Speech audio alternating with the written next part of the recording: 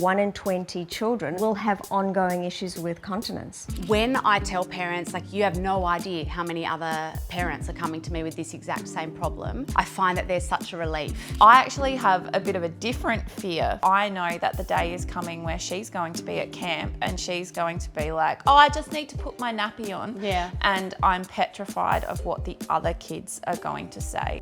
Hi, I'm Gen Muir, parent, educator, author, and mum to 4 boys. And if you are a parent whose child is struggling with continence, I want to tell you, you are not alone.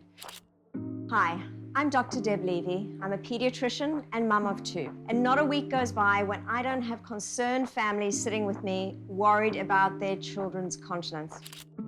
Hi, my name's Hayley Thiele. I'm the CEO of Kindship, a community for parents who all have children with disabilities. One of the common things that we see with parents when they're struggling with bedwetting for their children is the fact that they feel alone and they feel like it is something that they are doing wrong.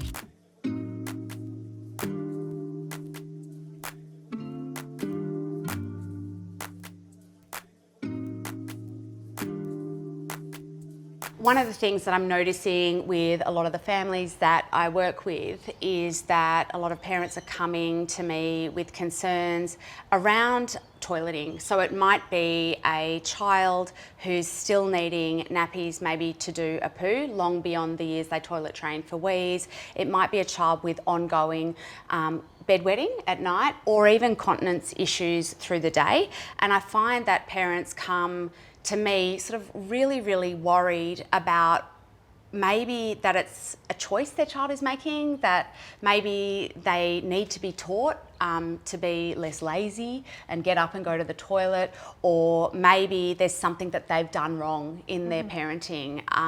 You know, I think it's something that they're finding that it's really hard to talk to other parents about.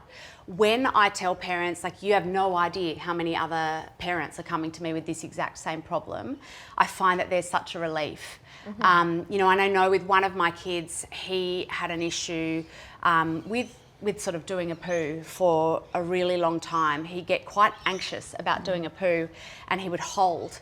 And I remember when we went to a gastroenterologist, gastroenterologist. Just say gastro. We went to a gastro, and I remember this beautiful doctor turning to my son and going, do you know that 1 in 30 kids has this exact same problem? And I remember immediately we suddenly felt less alone. And so that's something I try to talk to parents about, like, do you know how common this is? And that actually there can be just so many factors going on behind it. But one of the things I know is that pressuring kids, particularly around a process that's biological, is never ever going to help them get any closer.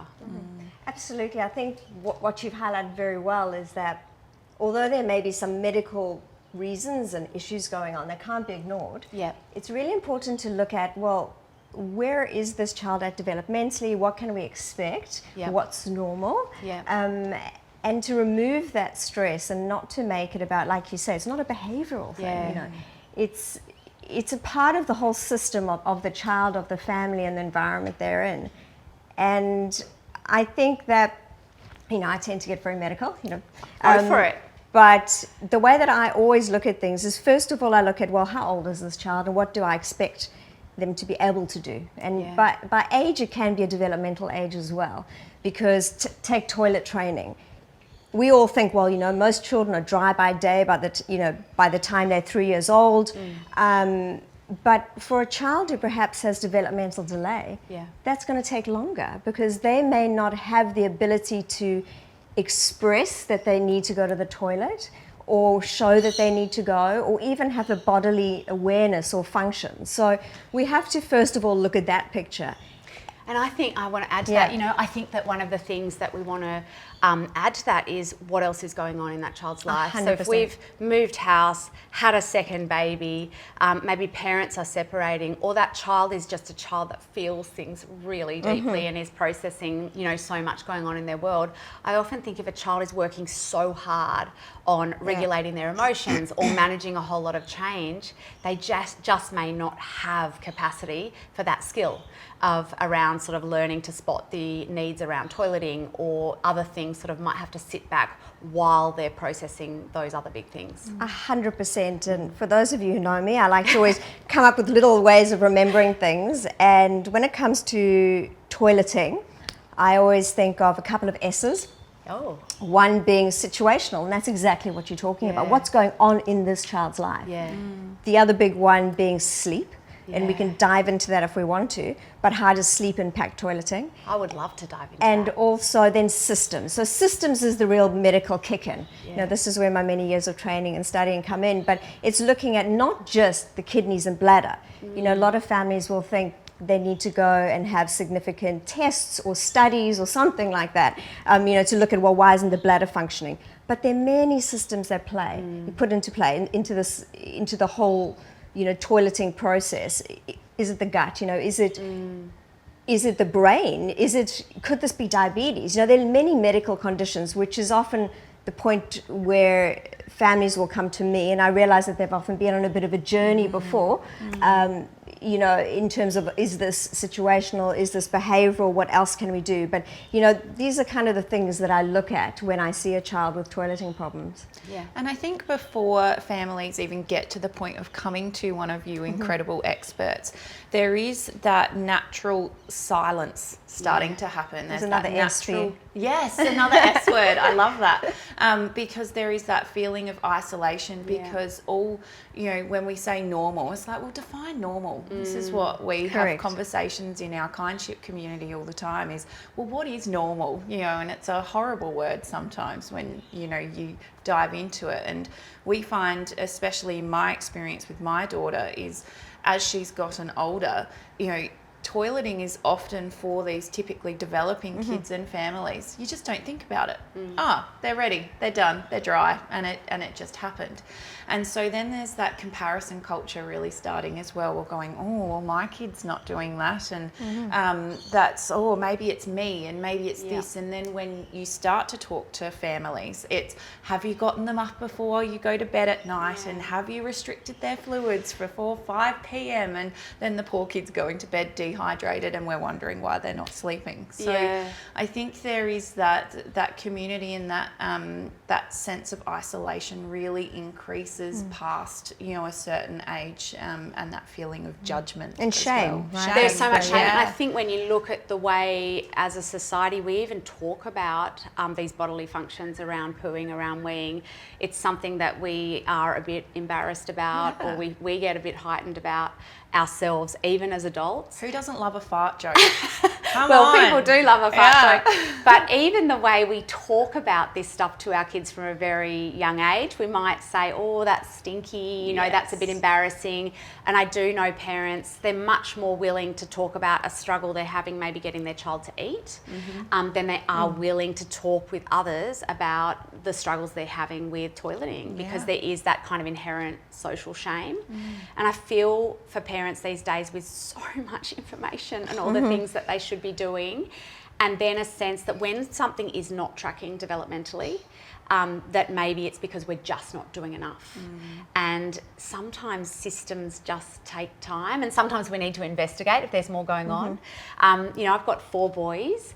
2 seem to toilet train both night and day like that, and 2 of them just took so much longer to get there. And and I think touching on that is being aware of, well, what are our goals, and what can we expect in a developmentally you know, appropriate child. And if we think about it, 10% of 6-year-olds are still in nappies at night. You know, so that's a big chunk of kids. That only that decreases to 5% for 10-year-olds. So we're still and talking every about one of those 6-year-olds will think they're the only one. 100%. And you know, I think, yes, actually this week in my rooms I saw an 11-year-old who's still needing to wear nappies at night, and she's incredibly embarrassed by it. And you know, she was sneaking them on and off for sleepovers and not wanting to go on school camps, and it's awful for families. Yeah, it is. Should we talk about that, how families can talk to kids about you know, when they do want to go for a sleepover and they do need a nappy or a pull-up at night? Yes? Well, I think there are a lot of different ways you can approach that one. and let's also be honest, there are ways as a physician I can help them for those events, but it's normalizing bodily functions, and I think we've all been, touching on that now. It's very tricky though for a preteen to remove that shame. So I think the first place to start is at home. Yeah. And perhaps there's a split home. So, both all family members have to be on the same page in terms of how to manage the situation, how to manage any accidents. And again, even the words that I'm using, I feel like I'm placing guilt on people, so I'm sure it's something you've got more experience with. I think one of the best things we can say to any child with any problem is, do you know, I reckon heaps of kids. Yep. Or I know lots of kids have this issue. I also think if we can stop and really sit in the feelings that our kids might be having about it. So if our child, and I've been through this personally, might feel a bit embarrassed, they would love to be able to have a sleepover, but they're scared what their friends will think. Before we can support them with a plan around, well, how can we make that happen and sort of look after you? I think the biggest thing we need to do as parents is say, I would totally get if you wish this was different. I would totally get if you found this embarrassing. That makes sense. That's not to say you should be embarrassed, but I think if we don't acknowledge and allow what they might be feeling and say that out loud, we're kind of moving them too quickly to we want to get to the solution. And as parents, we feel so uncomfortable when our kids are uncomfortable. We want to fix it, we want to solve it, we want to make it better. And yet if we do that too quickly, we leave our child alone in that feeling. And I think one of the best things I can say to my kids ever is, I would totally understand if you felt like this, or I bet that feels embarrassing. I bet you wish this was different. And often they're like, yeah. And then we can say, if you'd really like to have a sleepover, we can talk about the ways to do that without your friend knowing about it. We can talk about the ways that we might do that and tell your friend that that's something that you do. There's no wrong or right about the way we then talk about this is something that's normal, this is something that lots of kids go through.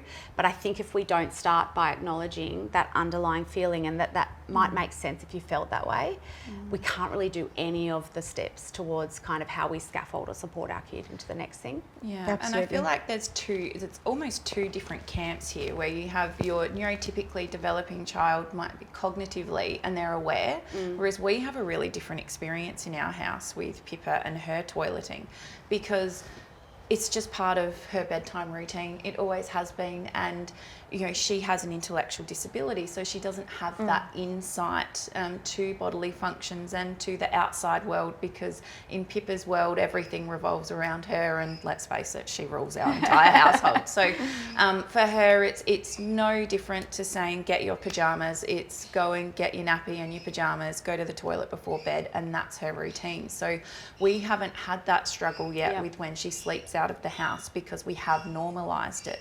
And so I think that's then though where it starts to be a family, and like you said, Dr. Deb, it starts in the home, because we have just normalised that so much. Whereas my friends with neurotypical children who are still bedwetting at 7, 8, 9, 10, they are the ones going, help, what can I do?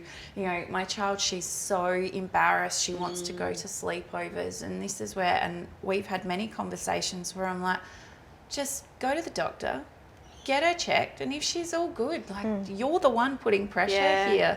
Have you thought that maybe it's actually the pressure of you taking her to all of these specialists, and all of the specialists are actually saying that she's okay, it's not actually that big of a deal yet, and and you see them go, oh yeah, and I think that's a view that maybe, because in the disability world we are actually used to our children not reaching those milestones when other kids typically do, and I think there's a real parallel in those families and experience with continence. Yeah, completely. And I think also one thing to say is that going to a doctor, when your child has problems with continence, often what we do is we end up excluding anything serious, and that's often the approach in terms of... Which is important to do. 100%, 100%. And then you sit with the family, and it's a case of, well, it's not this, this, this, and this, which is wonderful and hopefully reassuring for families. And we look at the emotional, because that is how I work. I do look at everything. But sometimes it is just time. One of the things I said to one of my boys, and you can tell me if this is right or wrong because it's not based in medical fact, I used to say, do you know what? When it comes to dryness at night, there is just a sort of switch that eventually goes off that helps your body sort of know when to wake. And in some kids that switch goes off really young and they're dry at night really fast, and in some kids that switch takes a lot longer to click off. And I said to him, I know your switch is going to go. Like, I'm not worried, just so you know. And it's really normal for that switch to sort of switch off in kids at different ages. And that really helped him. That's not based in science. No, and you're right. Every child has their time for everything. But I think as parents, and it's really different what you were talking about in not just neurotypical kids, in neurodivergent kids, but kids where we can see, look, this will probably have an end. I think as parents, when kids are feeling like that struggle will never end, one of the things we can do is hold the hope or the belief, like, I reckon you're going to get there. I'm not worried. I think is one of the best things we can say to our kids. Yeah. I really like that, especially too when you're going, I realise this sucks and I feel for you, but I'm not worried. I'm not worried. I've got you. Yeah. Because I think when our kids feel worried enough about something that they're struggling with, and then we are as worried, it almost feels like, well, we're all just stuck in it. Yeah. And I think as parents, if we can hold that torch of hope or belief, it makes kids go, well, yeah, this is hard, but Mum's not worried. And I think part of not worrying is knowing when you should worry. Yes. So, well, I'm, if in doubt, check it out always. Yeah. And I'm just such a fan. If you feel like there might be something going on, if something is dominating your house, if it's not getting better, if it's sort of just feeling bigger, I'm such a fan of just take that step, talk to your GP, start talking to anyone about it, because it's going to feel better. Even if you get reassured, there is nothing bigger going on here, and it's a waiting game. I think we're so much better if we know. Yeah, and I think that's when the shame game starts to go, is they've been to the GP, they've been to the pediatrician and everything's fine. I think that's when we start to see families spiral, is going, something needs fixing. It needs fixing. Yeah. So in terms of like when a family should worry, I think, and this is the case with most things with kids, is if there's a change in your child, so whether it be behavioural, whether it be physical, academics, friendships, whatever it may be, I always find a change in children should alert you as a parent. Just go, what's happened? Do I need to look a little bit deeper here? So with toileting, it's a sudden change. So it's a child who previously was dry by day and dry by night. Are they now not? Are they now wetting themselves? Are they now soiling themselves? What else could be going on? So that's definitely one time. And you can talk about age limits, but again, this is for a neurotypical child. So different so for a child, correct, it can be a bit tricky. But when we're looking at a child who, as a parent, you're concerned about, I think it's looking at the whole system. It's looking at where the child is sitting. If you recall earlier, I just kind of mentioned my S's. It's my silly way of remembering things, but the situation is, as we've highlighted a few times, the environment, stresses, etc. But then, if we do a deep dive into the systems, and by that I mean actually the physical organ systems in the body. So, systems and sleep being a part of that too. So the main system that I see implicated in wetting, whether that be daytime or nighttime, is the gut. Yeah. And, life begins, in the gut with the microbiome, and I can talk about that for ages, but not specifically in relation to this. But constipation, by far, is the most common association with wetting. So that is something we always need to think about.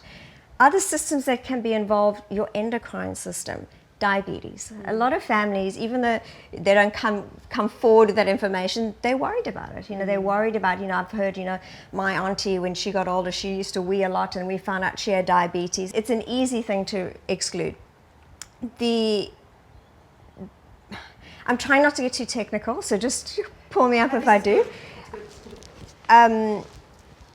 I guess the way that I always go back to, the root cause of everything, and if we're talking about weeing and wetting and being continent, how does our body actually handle that? How does our body manage that and do it?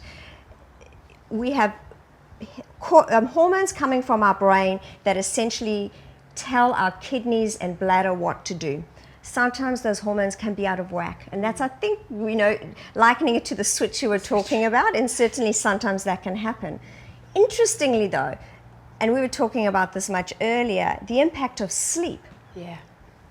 That is also another massive one. So constipation and sleep are right up there for me, and two factors I always do a deep dive into. When a child has disordered sleep, whether that be incredibly deep sleep, obstructive sleep apnea, or any type of disordered sleep breathing in your sleep. So what we know is that can impact a child's actual waves of sleep in terms of how deep they are, plus how they produce that hormone that helps the bladder hold the urine. I feel like I'm getting too technical, so I'm going to step back a little bit. No, well, I relate to that because we've had that experience with breathing with one of our kids. He did have disordered breathing and was a snorer. We went and got that looked at. Yeah. We worked on changing his airways, and within 1 month he was dry at night. So incredible difference that really worked straight away for him. And you're lucky it works straight away, because often that's the long haul. Yeah. Often that takes around about 12 months for the body to catch up. Yeah. Correct. So it can be very disheartening for families. Yeah. And coming back to the need for hope, and I agree with that. The need for this is going to get better. This is going to improve with the right supports in place. I think. And then, so the other big system I did want to actually mention was, and this is part of the red flags, and I was thinking about this earlier when we were chatting about when to worry. And one of the red flags, I think, is a child who's never been able to have a dry day or a dry night. Developmentally appropriate, of course. The reason being is that there can be some anatomical problems with the genitourinary system, and that's your kidneys, bladder, etc. But it's very unusual. So these are always the things that are quite easy to rule out before looking at everything else. Often after I've fully dived into all the possible system involvements in sleep for children, sometimes, unfortunately, children will just fall into the category of, the fact that 1 in 20 children, and this is age 10 and older, will have ongoing issues with continence.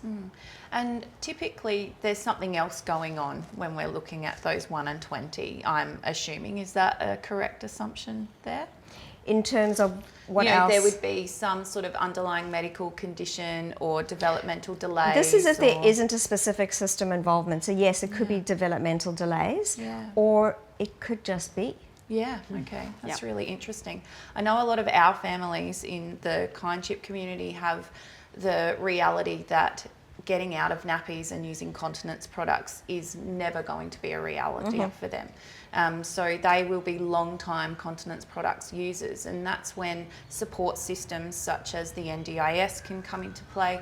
And if your child is not on the NDIS, there's also other Services Australia funding options and all that sort of thing. Because that's the other thing to remember is with the cost of living, continence products are not cheap. They are not cheap, and as they get bigger, they get more expensive, and you get less in a pack and all that sort of stuff. And you don't want parents not buying them, and then their children being in a situation where they're uncomfortable, they're wet, they're then predisposed to rashes.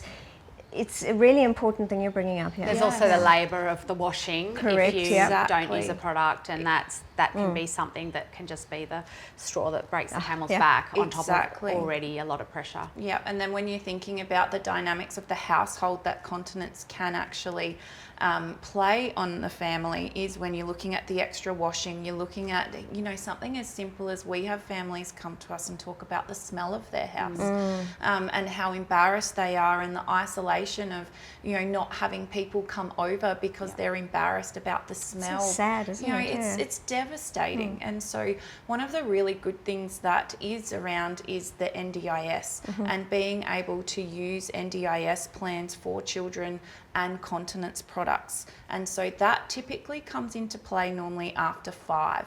So you can look at getting a continence assessment and, you know, getting that real expert help, and it is something that you can talk to the NDIS about including in your child's plan. So important for people to know. Yeah, absolutely, and that really helps with the cost. And it's not just things like nappies. You can start to look at other aids such as pads and wipes and all that sort of thing too.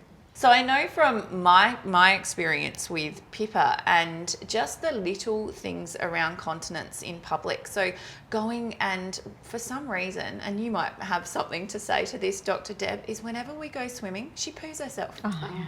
What is with that? It's the movement. If you have not, if you have not been a parent where your child has done a number 2 in a public pool, you do not know the shame. My goodness, I know, and it's that thing on sort of you know, her, if she doesn't get to the toilet in time, and then through the night time, there's nothing worse having her come into our bedroom if she's not already in our bed and going, "Mummy, I'm wet," and then you go, "Oh, I have to strip the bed, and now let's do this," and then when she's in our bed, and that means I have to strip my bed, and it's just the load on parents and parents and families with kids navigating different medical needs, disability needs. We have enough to do. Oh, you do. And I mean, this is within the context of a world where it has never been harder to be a parent. And that's when everyone's tracking, right? Yes. So we have never had more information, more pressure, more financial pressure, but we're also trying to parent a little bit differently to the way we were raised. That is like being a baby deer trying to walk. Like, it is a really hard skill. And then when we add on top of that the challenges that our kids might have, a child with a disability, or sort of any other factor, it can just stretch parents to beyond. I find that a lot of parents are describing that the load of parenting, particularly when there's a challenge, it's beyond a feeling of treading water or this is really hard. They will describe it's beyond sinking. They will describe, I feel like I've sunk. It's just too much to keep up. And it can be that, you know, it's just that one coming in the night, or it's that one sort of situation in public, and you think no one else is dealing with that. And I think that's where the community that you're talking about is so important, because there always is that feeling of community that can just change everything for us. I think if there's just one other person that gets what that feels like, and we're not alone as a parent, my gosh, what a difference that makes. Exactly. And the Kindship Connect Facebook group, where we have parents sharing about exactly what you're talking about and exactly what I'm talking about, where you can actually go, I've just changed my sheets for the 10th time this week, and it's only Monday. And it feels so unfair. Yeah, and it is unfair. Really unfair. And you have to be able to talk about that with other people. Exactly, and especially with continence side of things. And with continence comes other things, so skin integrity and, you know, being able, that manual handling stuff if you have a child who's a wheelchair user and not able to move themselves. So being able to have products and have conversations where you can just take that little bit of a load off. And I'm sure there are tips that only a parent with lived experience can give other parents that you're just not going to get any other place. Like going to the pseudo cream with your finger backwards if you've got false nails. I love that. But I think you're both right in terms of, it all starts with destigmatizing the differences between children and whatever you're talking about. Because if we're all sitting holding out, oh my goodness, my child isn't fitting in there, they're not fitting in there, they're not doing this. And if we're all sitting having those feelings, it's a horrible feeling to be isolated with those worries. Whereas if we're sharing it, and you know, certainly a lot of the families that I see as well, they're sitting with a lot of that shame, a lot of the where do I turn, is this okay, what should I be doing? Whereas if we destigmatize it and come to a community where families can share experiences, give those tips, I think it's incredibly powerful and helpful. 100%. When there is shame and isolation, what happens in family systems is cortisol rises. We have parents that are trying to be the parent that they want to be amongst challenge, and they're going to find that so much harder if their cortisol is up and they're flipping into fight, flight or freeze because it's just so overwhelming. Whereas when we bring shame or we talk about things, we bring it out into the light, it dissipates.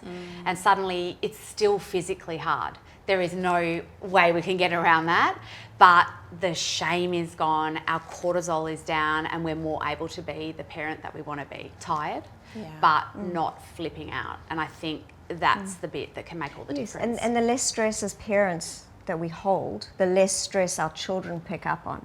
And we all know the influence that can have. Yes, of course. And having a really safe space to do that where it's free of judgment, I think is the absolute, the difference there. Yeah. I mean, recent stats are sort of showing that mothers and parents are lonelier than they have ever been. I know when I first became a mum, I was actually genuinely shocked by how lonely it was. I had sort of automatically assumed that the village that my mum described, the one I grew up in the 1980s, that would be my village. I had friends, I had family, I had a partner. And yet I found that the adjustment into parenting in the years that followed, incredibly lonely. When you are particularly the primary caregiver, when you're at home with the demands and the needs and the emotional needs of children, we just don't have a community that's operating in the same way anymore. So any way that we can build villages and community, particularly for parents with kids with needs, is just so vital. And I found that with Pippa. She was my third baby. So I was an old hand. I was, the third baby was going to be dragged up. Just expecting that one to go with the flow. Yeah, she was going to be put under the stairs with a juice box and raise herself. That was the expectation I had with the third child. And then to have a child with a disability. And I was incredibly connected, had great support, and I was the loneliest I had ever been because my amazing friends and family, they tried to empathise. They just didn't get it. There is just something that talking to another parent who is experiencing, a child on oxygen with feeding pumps, and then as they get older that they're 8, 9, 10 and still in nappies and putting holes in the walls because they're so dysregulated.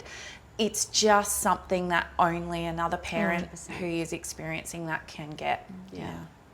So when I take my medical hat off and my prescribing pad away from me, no, in all seriousness, I always think the place to start is with behavioural adjustments and family support. So what tips would you have for a family member with a child? Let's say, I'll use my case this past week, a child in year 6 about to go on the big Canberra camp. Exactly. Yeah, and so many kids. The thing I would want my kid to know, that it makes sense to be nervous. This is a really big deal. No matter who you are, you're going to feel a bit nervous going away from your family. That's a really big deal. Secondly, there are so many kids that are going to have a struggle. It may not be your struggle exactly, but kids are going to be going who have struggles with anxiety, struggles with sleep. They're going to want a comfort object. They don't want anyone to know that they need to get to sleep at night. And there are kids that are going to still be bedwetting at night. Once we can acknowledge, look, you're not the only one, then I think it's about talking to our child about, I wonder what we can do to put a plan in place. And I'm going to start probably by sitting down side by side with my child with plenty of notice. Camp's coming up. I know you're probably feeling a bit worried about how we're going to handle the pull-ups or the nappies. Let's talk about what our ideas are. From there, we can develop a plan with our child. With their permission, we're going to probably talk to the teachers. We want them to sort of know what's going on and make sure that they can put some support in place that's going to support our child. They're going to be so used to this. This is going to be a really common thing for our teachers, and they're going to be beautiful at coming up with ideas that have worked up in the past for other kids. So we get the school on side or the camp on side, and then we prepare our child with a bit of a plan. So I always say, sort of, no matter what it is, we can talk about, we can put that nappy at the bottom of your bag. Here is your plan for how you might go to the bathroom and put it on and get it off. We'll talk to your teacher about making sure that can happen. And really kind of the third thing I would do, practice that. Practice how we sort of put that in motion in a public situation, because sometimes that can be really hard. I think this can make a really big difference. And I think a part of that also needs to be troubleshooting. Because we know that if children can think through how they would respond to challenging situations, they're much more able to manage them. So what happens if someone calls you out on it? What are the kind of the things that we could say to someone if they did see that? How would we talk about it? And actually practicing that conversation with your kid can really equip them for a tricky conversation with a friend. So what about sleepovers? So camp, you sort of have the teachers who are used to, accommodating children and making reasonable adjustments. What about the sleepover at the friend's house? It can be so tricky. I remember when one of my kids was desperate to go on his first sleepover. He'd been invited, but he still was not continent at night. And we sort of had a chat about it. He didn't want his friend to know, which I respected, even though in our house, we talked about this. It's completely normal for us. His friend no longer needed nappies. He didn't want his friend to know. So I rang the mum and I said, listen, he still needs this at night. And I'm wondering if you could facilitate a situation where you tap him on the shoulder, he can go get dressed in his pajamas in the bathroom, and same thing in the morning, just a little reminder. If you could help with that. She was just so understanding and kind about it, and it went really well. Oh, that's good. So I actually have a bit of a different fear for Pippa when she starts to do sleepovers, because she doesn't care. It's so normalised for her. But I know that the day is coming where she's going to be at camp and she's going to be like, oh, I just need to put my nappy on. Yeah. And I'm petrified of what the other kids are going to say. And then she's going to come home and start to have those questions. So what would you recommend for how I deal with that? How does my mum heart cope? It's first of all just really acknowledging that mum heart. Like, we love our kids so much and we just don't want to see them hurt. And so that's a huge fear, and really important you give that space, because it is really hard. None of us want our kids hurt. We don't want them to go through a situation like that. And then, really, I think we can start to talk to our kids about things that are, private. Like, we do start to talk about things like parts of their body are sort of private, or going to the toilet. Like, even though we're so comfortable talking about it at home, it's probably not something all your friends want to know about. So we can introduce that idea of what socially other kids might be thinking. At the same time, I heard this really cool story the other day. It was a mum with, her child has Tourette's, and he makes dolphin noises. He's in year 7, and whenever he's just ticking, he will just, make a dolphin noise. And the other day, some year 7 boys said, what are you doing, mate? Why do you do that dolphin thing? And he said, it's just my Tourette's. It's just what I do. Yeah. All people have things. It's just that mine's really obvious. And they went, okay then. Yeah. And they just moved on. And I kind of thought, what a cool kid. And I think our kids are amazing, because they're being raised in a world where there is less stigma about a lot of this stuff, and they are probably going to go into it with a lot more capacity to cope than we realise, and I think there's that as well. And that's my biggest fear, is sometimes I worry that we are empowering her too much. Who would have thought that would actually come out of a parent's mouth? Yeah. But I mean, that's parenthood. Like, you're damned if you do, you're damned if you don't. No matter what choice or decision you make, you worry about it. Exactly. And I think you've got that opportunity, no matter what happens, you're able to go, wow, so you told everyone that didn't go so well. It's really tough. We can sit in that emotion and then go, I wonder what you'll do next time. And our kids do get the opportunity to learn and grow from the mistakes, from the moments that maybe they wish they could have done differently as well. Yeah. When she's 20 and walking down the thing, I'm just putting my nappy on, everyone. Walking down the aisle. Her and I'll be at 80 in the wheelchair. Isn't that our fear as parents, home. though? Yeah. They'll all walk into their wedding with a dummy in their mouth. And yeah. Her and I'll have matching pull-ups in the old folks' home. Yeah.